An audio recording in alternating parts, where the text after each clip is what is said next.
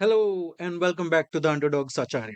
तो हम कर रहे थे अपना एथिक्स इंटीग्रिटी एंड एप्टीट्यूड का कोर्स और उसमें आज हम करेंगे थियरीज ऑफ नॉर्मेटिव एथिक्स में यूटिलिटेरियनिज्म, जो कि बहुत ही इंपॉर्टेंट एंड बहुत ही फेमस टॉपिक है, जिसके बारे में तुम सब कहीं ना कहीं सुनते हो। ये लाइन तो तुमने सुनी रखी होगी, greatest happiness for the greatest number of people. देखो, यूटिलिटेरियनिज्म जो है वो थोड़ा बड़ा टॉपिक है, तो इसमें दो मेन थिंकर्स हैं, Jeremy Bentham and John Stuart Mill. आज के वीडियो में हम बेसिक यूटिलिटेरियनिज्म समझेंगे। और तो चलो शुरू करते हैं। थोड़ा आइडिया लेने के लिए देख, तो अभी तक हम कर रहे थे dimensions of ethics. Dimensions of ethics में हम कर रहे थे नॉर्मेटिव इथिक्स। नॉर्मेटिव इथिक्स में हमने वर्च्यू इथिक्स कर लिया था। टीलियोलॉजी हम अभी कर रहे हैं, और टीलियोलॉजी में हिडोनिज्म हम कर चुके हैं, मैकियावेलिज्म हम कर चुके हैं, एथिकल ईगोइज्म हम कर चुके हैं, और आज हम करेंगे यूटिलिटेरियनिज्म। तो चलो आगे बढ़ते हैं, बट आगे बढ़ने से पहले here is a little something about me. आप पॉज करके देख सकते हैं, ज्यादा टाइम नहीं वेस्ट करेंगे। Let's move forward. तो तुमको एक हाइपोथेटिकल सिचुएशन देता हूं मैं, कि ये एक ट्रेन कार है या ट्रेन का इंजन है या ट्रॉली है जो कि ये ट्रैक्स पे भागी जा रही है। ओके, ये तुम हो। अब यहाँ ट्रैक पे ये 5 लोग जो हैं, इनको किसी ने बांधा हुआ है, गब्बर बांध गया होगा, ठीक है। और इस साइड एक बंदे को बांधा हुआ है। अब तुम यहाँ खड़े हो, तो तुम्हारे पास ऑप्शन है कि तुम अगर इस लीवर को पुल कर लेते हो, तो ये जो ट्रेन सीधी जा रही है, ये सीधी ना जाके इधर मुड़ जाएगी, और ऐसा करके तुम इन 5 लोगों को मरने से बचा लोगे, पर इस एक बंदे की जान चली जाएगी। ऐसी सिचुएशन में तुम क्या करोगे? इसका ज्यादातर लोग यही आंसर देते हैं कि मैं इस लीवर को खींच दूंगा, तो 5 लोग बच जाएंगे, एक की जान चली जाएगी, तो उससे क्या फर्क पड़ता है, या फिर 1 death is better than 5 deaths. Okay, तो ये जो है ना, यही यूटिलिटेरियनिज्म है। कैसे समझते हैं? अब जब तुमने लिवर खींच दिया और 5 लोगों को बचा लिया, पर एक बंदे की जान तुमने जाने दी, तो इससे तुमने जो टोटल सफरिंग थी ना, कि पहले 5 फैमिलीज अफेक्ट होती, बट अभी सिर्फ एक फैमिली अफेक्ट हो रही है, उस सफरिंग को तुमने रिड्यूस किया है। तुमने 5 लोगों की जान बचाई है एक के बदले। इसलिए जो यूटिलिटी है वो बढ़ गई है तुम्हारे एक्शन की। यूटिलिटी क्या होती है हम अभी देखेंगे, अभी थोड़ा समझ लो। देयरफॉर एक पर्सन को सेक्रीफाइस करके 5 की जान बचाना मॉरली जस्टिफाइड है इस थियरी के अंडर, क्योंकि यहां पे तुमने greatest good for the greatest number of people जो है वो अचीव किया है। यानी कि 1 वर्सेस 5 में you chose 5, greatest number. Okay, 1 से बड़ा है ना 5, सो ग्रेटेस्ट नंबर तुमने चूज किया है। और ग्रेटेस्ट गुड मतलब तुमने इनकी जान बचाई है, which is a good act, but इसकी जान नहीं बचा पाई। तो ये 1 यूनिट ऑफ गुड है, ये 5 यूनिट्स ऑफ गुड है। You chose 5 units, so greatest good for the greatest number of people. तो अब ये क्यों इंपॉर्टेंट है? देखो, ये ना बहुत फेमस प्रॉब्लम है, ये ट्रॉली वाली, ये ट्रेन वाली जो प्रॉब्लम है। और इससे ये डेमोन्स्ट्रेट होता है जो यूटिलिटेरियनिज्म है उसका कोर लॉजिक, कि तुम्हारे किसी भी एक्शन की जो मोरालिटी होती है ना, वो उस एक्शन की आउटकम्स पे डिपेंड करती है, ऑब्वियसली, क्योंकि ये टीलियोलॉजी या कॉन्सिक्वेंशियलिज्म का पार्ट है। उसकी इंटेंशंस पे नहीं, तुम्हारे एक्शन की इंटेंशंस पे नहीं। और तुम्हारे एक्शन से कितना गुड, कितनी हैप्पीनेस, कितनी यूटिलिटी जनरेट हो रही है, उतना ही ज्यादा तुम्हारा एक्शन मोरल माना जाता है। तो तुम 5 की जगह अगर 10 की जान बचाते तो और ज्यादा मोरल हो जाता। और इसके कंपैरिजन में एक की जो जान गई है, वो तुम्हारी मोरालिटी को अफेक्ट नहीं करता है। मोटा मोटा अभी ये समझो। तो यूटिलिटेरियनिज्म जो है, ये टीलियोलॉजिकल एथिक्स का सबसे इंपॉर्टेंट पार्ट है। ओके, या कॉन्सिक्वेंशियलिज्म का।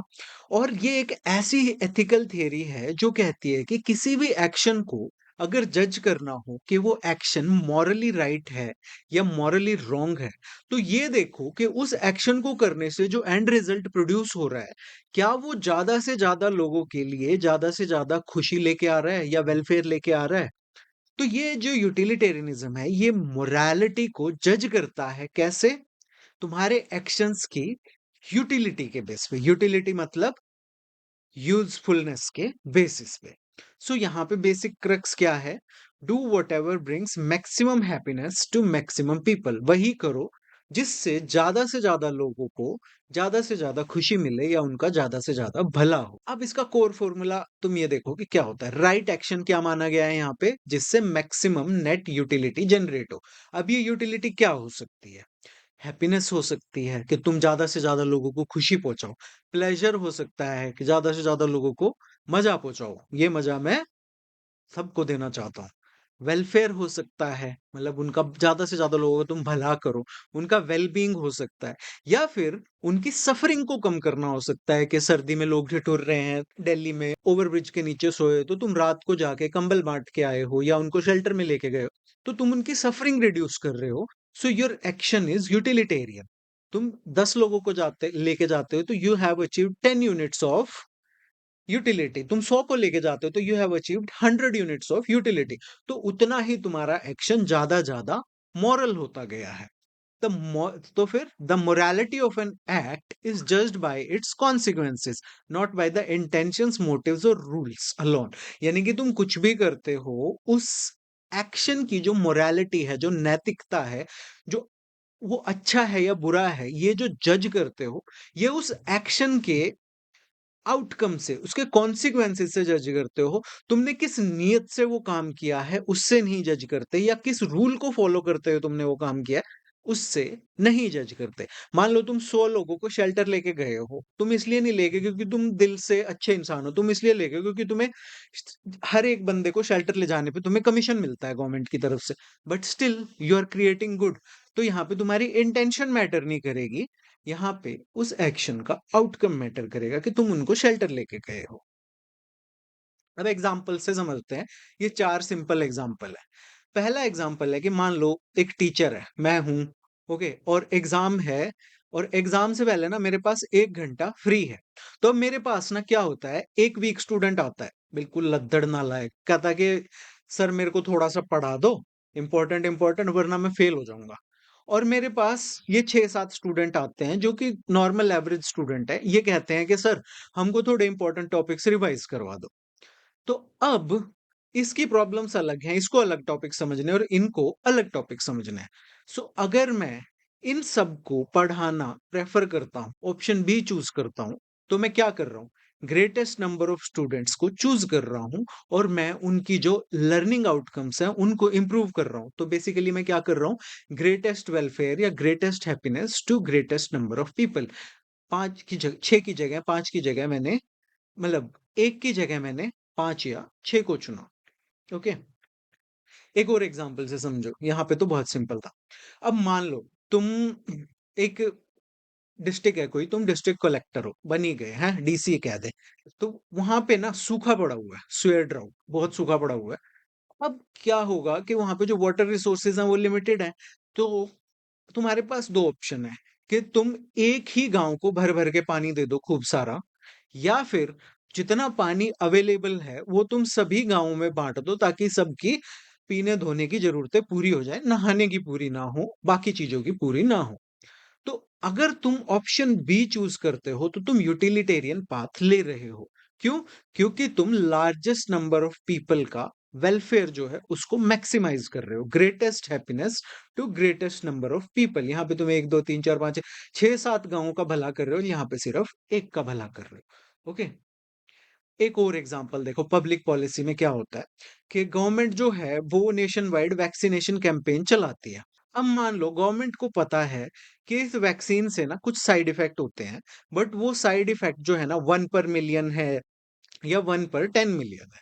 बट स्टिल गवर्नमेंट कहती है ओके मूव फॉरवर्ड, और आप वैक्सीनेशन प्रोग्राम को कंटिन्यू करो।